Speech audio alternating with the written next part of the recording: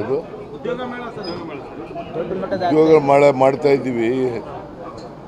ಬೆಂಗಳೂರಿನಲ್ಲಿ ಮಾಡಿದ್ದ ಒಂದು ಉದ್ಯೋಗ ಮೇಳನ, ಮೈಸೂರು ಹುಬ್ಳಿ ಮಾಡ್ತಾ ಇದ್ದೀವಿ. ಆಮೇಲೆ ಗುಲ್ಬರ್ಗ ಡಿವಿಷನಲ್ಲಿ ಉದ್ಯೋಗ ಮೇಳ ಮಾಡ್ತಾ ಇದ್ದೀವಿ.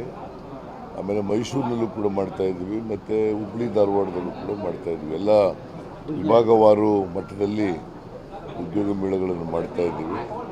ಉದ್ದೇಶ, ನಾವು ಯುವ ನಿಧಿ ಒಂದು ಗ್ಯಾರಂಟಿ ಸ್ಕೀಮನ್ನು ಜಾರಿಗೆ ತಗೊಬಂದಿದ್ದೀವಿ 2024 ಜನವರಿನಲ್ಲಿ. ಅದನ್ನು ಈಗಾಗಲೇ ಒಂದು ವರ್ಷ ಆಗಿಬಿಟ್ಟಿದೆ. ಒಂದು ವರ್ಷ ಆದಮೇಲೆ 80,000 ಜನ ಎನ್ರೋಲ್ ಆಗಿದ್ದಾರೆ. ನಮಗೆ ಉದ್ದೇಶ ಏನು ಅಂತಂದರೆ, ನಿರುದ್ಯೋಗದ ಸಮಸ್ಯೆಯನ್ನು ಬಗೆಹರಿಸಬೇಕು ಅಂತ. ನಿರುದ್ಯೋಗಿಗಳಿಗೆ ಉದ್ಯೋಗ ಕೊಡಬೇಕು. ಅದಕ್ಕೋಸ್ಕರ 2 ವರ್ಷದ ಭತ್ಯೆ ಕೊಡ್ತಾ ಇದ್ದೀವಿ. ಗ್ರ್ಯಾಜುಯೇಟ್ಸ್ಗಳಿಗೆ 3,000 ರೂಪಾಯಿ, ಡಿಪ್ಲೊಮಾ ಹೋಲ್ಡರ್ಸ್ಗೆ 1,000 ರೂಪಾಯಿ ಕೊಡ್ತಾ ಇದ್ದೀವಿ. ಸೊ ಅದರ ಪ್ರಯುಕ್ತ ಯುವ ನಿಧಿ ಕಾರ್ಯಕ್ರಮನೂ ಕೂಡ ಜಾರಿ ಮಾಡಿದ್ದೀವಿ. ಹಾಗೆಯೇ ಉದ್ಯೋಗಗಳನ್ನು ಕೂಡ ಕೊಡ್ತಕ್ಕಂಥ ಕೆಲಸ ಮಾಡ್ತಾಯಿದ್ವಿ. ಉದ್ಯೋಗ ಮೇಳಗಳನ್ನು ಮಾಡಿ ಜಾಗೃತಿಯನ್ನು ಮೂಡಿಸ್ತಕ್ಕಂಥ, ಯುವಕರಲ್ಲಿ ಜಾಗೃತಿಯನ್ನು ಮೂಡಿಸ್ತಕ್ಕಂಥ ಕೆಲಸ ಮಾಡ್ತೀವಿ. It is our commitment, party commitment, ಉದ್ಯೋಗ ಕೊಡ್ತಕ್ಕಂಥದ್ದು.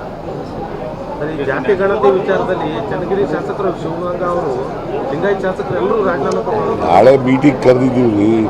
ಅವರು is not a cabinet minister. ಕ್ಯಾಬಿನೆಟ್ನಲ್ಲಿ ನಾಳೆ ಚರ್ಚೆ ಮಾಡ್ತೀವಿ.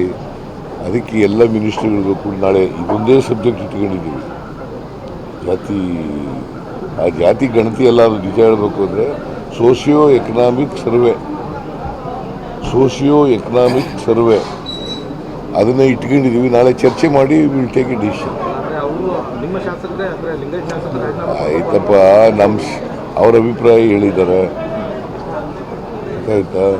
ನಾಳೆ ಅಂತಿಮವಾಗಿ ತೀರ್ಮಾನ ಮಾಡೋದು ನಾಳೆ ಅಲ್ವಾ?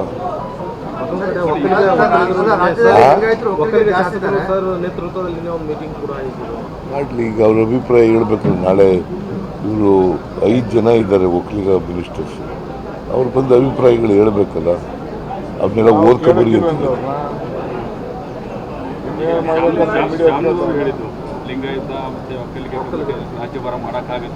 ನೋಡಪ್ಪ, ಇದು ಸೋಷಿಯೋ ಎಕನಾಮಿಕ್ ಸರ್ವೆ. ಯಾರಿಗೂ ಅನ್ಯಾಯ ಆಗಲ್ಲ, ಅನ್ಯಾಯ ಆಗಲಿಕ್ಕೆ ನಾವು ಬಿಡಲ್ಲ. ದಾವಣಗೆರೆಯಲ್ಲಿ ಒಂದು ಮಹಿಳೆಗೆ ನಡು ರಸ್ತೆ ಕರ್ಕೊಂಡು ಬಂದು ದಾವಣಗೆರೆಯಲ್ಲಿ ಒಂದು ಮಹಿಳೆನ ನಡು ರಸ್ತೆಯಲ್ಲಿ ಎಳೆದಾಡಿ ಸಿಕ್ಕಾಪಟ್ಟೆ ಹೊಡೆದ್ರು. ಸರಿಯಾಗಿ ಕಾನೂನು ಪಾಲನೆ ಆಗ್ತಾ ಇದೆ ಅಂತ ಹೇಳ್ತಾ ಇದ್ದಾರೆ.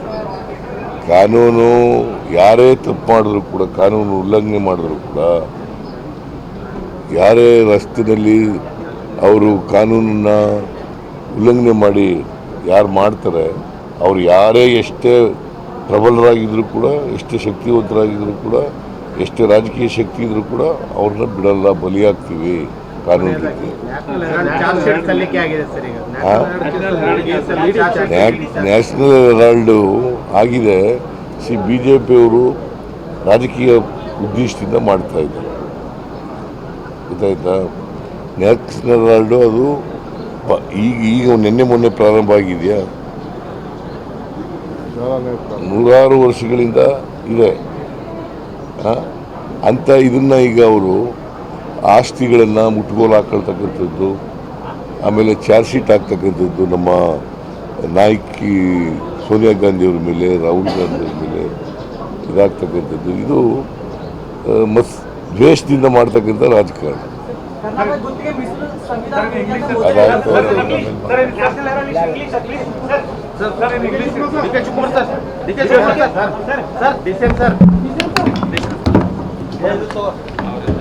ಒಂದು ಗ್ಯಾರಂಟಿ ಸ್ಕೀಮನ್ನು ಜಾರಿಗೆ ತಗೊಬಂದಿದ್ದೀವಿ 2024 ಜನವರಿನಲ್ಲಿ. ಅದನ್ನು ಈಗಾಗಲೇ ಒಂದು ವರ್ಷ ಆಗಿಬಿಟ್ಟಿದೆ. ಒಂದು ವರ್ಷ ಆದಮೇಲೆ 80,000 ಜನ ಎನ್ರೋಲ್ ಆಗಿದ್ದಾರೆ. ನಮಗೆ ಉದ್ದೇಶ ಏನು ಅಂತಂದರೆ, ನಿರುದ್ಯೋಗದ ಸಮಸ್ಯೆಯನ್ನು ಬಗೆಹರಿಸಬೇಕು ಅಂತ. ನಿರುದ್ಯೋಗಿಗಳಿಗೆ ಉದ್ಯೋಗ ಕೊಡಬೇಕು. ಅದಕ್ಕೋಸ್ಕರ 2 ವರ್ಷದ ಭತ್ಯೆ ಕೊಡ್ತಾ ಇದ್ದೀವಿ. ಗ್ರ್ಯಾಜುಯೇಟ್ಸ್ಗಳಿಗೆ 3,000 ರೂಪಾಯಿ, ಡಿಪ್ಲೊಮಾ ಹೋಲ್ಡರ್ಸ್ಗೆ 1,000 ರೂಪಾಯಿ ಕೊಡ್ತಾ ಇದ್ದೀವಿ. ಸೊ ಅದರ ಪ್ರಯುಕ್ತ ಯುವ ನಿಧಿ ಕಾರ್ಯಕ್ರಮನೂ ಕೂಡ ಜಾರಿ ಮಾಡಿದ್ದೀವಿ. ಹಾಗೆಯೇ ಉದ್ಯೋಗಗಳನ್ನು ಕೂಡ ಕೊಡ್ತಕ್ಕಂಥ ಕೆಲಸ ಮಾಡ್ತಾಯಿದ್ವಿ. ಉದ್ಯೋಗ ಮೇಳಗಳನ್ನು ಮಾಡಿ ಜಾಗೃತಿಯನ್ನು ಮೂಡಿಸ್ತಕ್ಕಂಥ ಯುವಕರಲ್ಲಿ ಜಾಗೃತಿಯನ್ನು ಮೂಡಿಸ್ತಕ್ಕಂಥ ಕೆಲಸ ಮಾಡ್ತಾರೆ. It is our commitment, party commitment, ಉದ್ಯೋಗ ಕೊಡ್ತಕ್ಕಂಥದ್ದು. ಸರ್, ಈ ಜಾತಿ ಗಣತಿ ವಿಚಾರದಲ್ಲಿ ಚನ್ನಗಿರಿ ಶಾಸಕರು ಶಿವಗಂಗಾ ಅವರು ಲಿಂಗಾಯತ್ ಶಾಸಕರು ಎಲ್ಲರೂ ರಾಜೀನಾಮೆ ಕೊಟ್ಟರು. ನಾಳೆ ಮೀಟಿಂಗ್ ಕರೆದಿದ್ದೀವಿ ರೀ. ಅವರು is not a cabinet minister. ಕ್ಯಾಬಿನೆಟ್ನಲ್ಲಿ ನಾಳೆ ಚರ್ಚೆ ಮಾಡ್ತೀವಿ. ಅದಕ್ಕೆ ಎಲ್ಲ ಮಿನಿಸ್ಟರ್ಗಳಿಗೂ ಕೂಡ ನಾಳೆ ಇದೊಂದೇ ಸಬ್ಜೆಕ್ಟ್ ಇಟ್ಕೊಂಡಿದ್ದೀವಿ. ಜಾತಿ ಗಣತಿ ಎಲ್ಲ ನಿಜ ಹೇಳಬೇಕು ಅಂದರೆ ಸೋಷಿಯೋ ಎಕನಾಮಿಕ್ ಸರ್ವೆ ಅದನ್ನು ಇಟ್ಕೊಂಡಿದ್ದೀವಿ. ನಾಳೆ ಚರ್ಚೆ ಮಾಡಿ ವಿಲ್ ಟೇಕ್ ಎ ಡಿಸಿಷನ್. ಆದರೆ ಅವರು ನಿಮ್ಮ ಶಾಸಕರೇ ಅಂದರೆ ಲಿಂಗಾಯತ್ ಶಾಸಕರು ರಾಜೀನಾಮೆ ಆಯ್ತಪ್ಪ, ಅವ್ರ ಅಭಿಪ್ರಾಯ ಹೇಳಿದ್ದಾರೆ. ಆಯ್ತಾ, ನಾಳೆ ಅಂತಿಮವಾಗಿ ತೀರ್ಮಾನ ಮಾಡೋದು ನಾಳೆ ಅಲ್ವಾ? ಒಕ್ಕಲಿಗ ಶಾಸಕರು ಸರ್ ನೇತೃತ್ವದಲ್ಲಿ ಒಂದು ಮೀಟಿಂಗ್ ಕೂಡ ಆಯಿತು. ಮಾಡಲಿ, ಈಗ ಅವ್ರ ಅಭಿಪ್ರಾಯ ಹೇಳ್ಬೇಕು. ನಾಳೆ ಇವರು 5 ಜನ ಇದ್ದಾರೆ ಒಕ್ಕಲಿಗ ಮಿನಿಸ್ಟರ್ಸ್. ಅವ್ರು ಬಂದ ಅಭಿಪ್ರಾಯಗಳು ಹೇಳಬೇಕಲ್ಲ, ಅವನ್ನೆಲ್ಲ ಓದ್ಕೊಬರಿ ಅಂತ.